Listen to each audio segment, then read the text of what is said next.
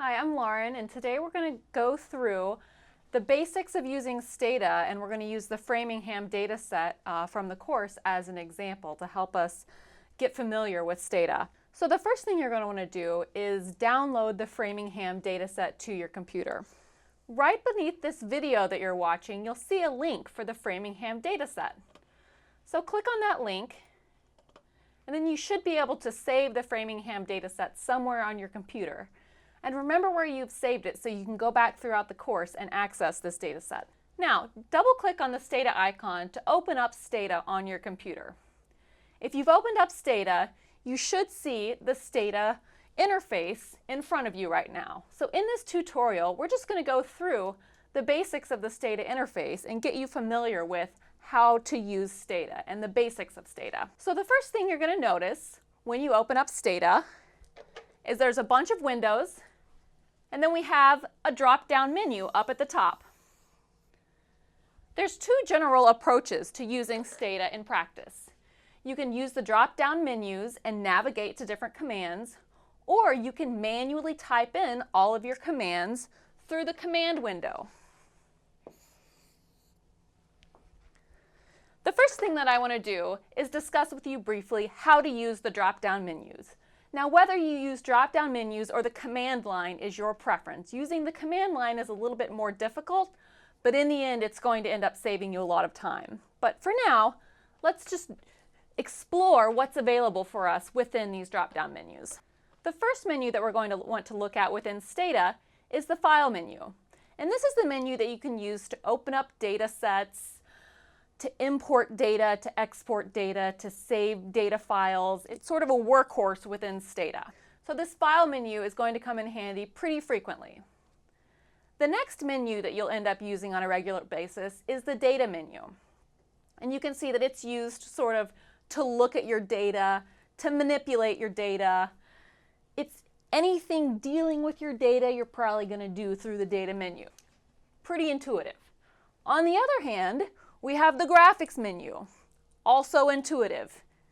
Any graph you want to make, you're going to do through this Graphics menu. Probably the most important drop-down menu that we're going to use in this course is the Statistics menu. So this is where all of your epidemiology commands are going to be located. It's where all of your biostatistics commands are going to be located. If you want to do a statistical analysis in Stata, you're going to do it using the Statistics menu. The final drop-down menu that we're going to use on a frequent basis, probably, is this Help menu. So if you want easy access to the Stata help documentation or searching for help in Stata, you can do so through this Help menu. So now that we've explored the drop-down menus, we're going to look at the command window, or the windows within Stata. And when you open up Stata, you're going to see that there are 4 windows available to you. There's this results window. This is where the results of any analysis that you do in Stata are going to appear. There's a command window. We've discussed this briefly. If you want to type commands into Stata, every command you're going to type in is going to be through this command window. Next, we have the review window. Once you've typed a command into Stata, or if you've run a command through the drop-down menu, that command is going to appear in this review window. And that's very useful because then you can go back and you can access the commands that you've previously run if you want to tweak them or run them on a different variable. So that's the review window. Next, we have the variables window. So once I have a data set open in Stata, all of the variables and the labels for those variables will appear in the variable window. And last, and this is new to Stata 12, we've got this other little tab down here that's properties. And what it has is it has details of a variable if you've clicked on a specific variable in the variables window, or it also has down here properties of your data set, such as the number of observations, the number of variables, the name of your data set. So it's just helping you keep track of exactly what you're working on in Stata at that time. Now that we've had our general tour of Stata, what we're going to want to do next is open up our Framingham dataset. Data sets in Stata have the extension .dta. So if you have a data set that you want to read into Stata, you're going to either need to import it using the import command if you have an Excel spreadsheet, etc. But what we're providing for you is a Stata dataset. So if you already have that .dta Stata file, you can just go File, Open. and you have to find where you've saved your data set. I saved my data set in the My Documents folder. So double click on your data set once you've found it, and you should now have the data open in Stata. And you will know that you have the data set open in Stata because if you look at your variables window, you now see that there's a list of all of the variables in your data set. Now, when I use the phrase opening your data in Stata, that's an important phrase to consider because what I'm doing essentially is I'm making a copy of my data set and putting it into Stata so that I can play around with this data set in Stata.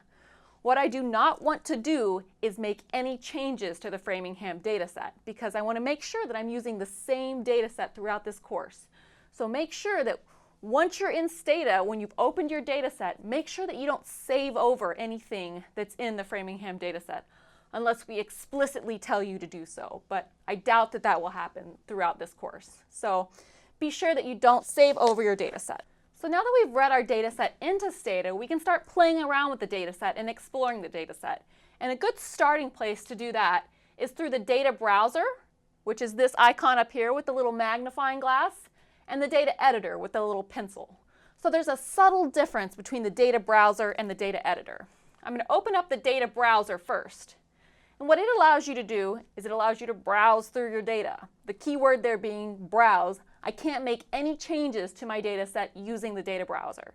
Just want to look at the data set, use the browser. On the other hand, if I want to make any changes or manipulations to my data set, which in this case I don't, I'm just letting you know how to do it. If I wanted to make changes, I would do this through the data editor.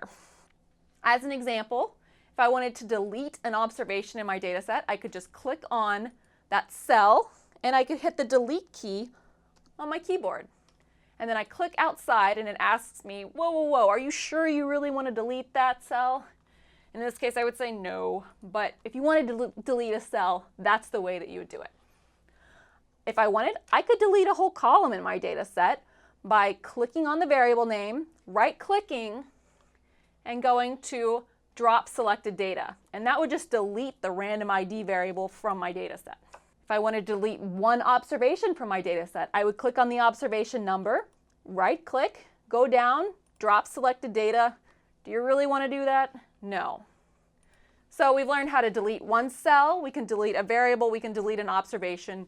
In practice, you're going to want to be really careful if you're doing that. Probably don't save over your data. But this is how to manipulate data within the data editor. Another thing that's very useful in practice is the ability to sort your data set. So again, if I wanted to sort based on the random ID variable, I would right-click on random ID. I would go down in this list and I would click on Sort Data. And I want to sort on random ID and hit OK. And you'll now see that my data set is sorted with respect to this random ID variable. So that's one of those things that will be very useful in practice. All right, so we've briefly explored the data editor. You can close out of that now and go back to your Stata window. So this concludes the Getting Started with Stata session. Hopefully you've picked up some pointers on the general Stata interface and the difference between the drop-down menus and the command line. You've also learned how to explore your data set using the data browser and the data editor.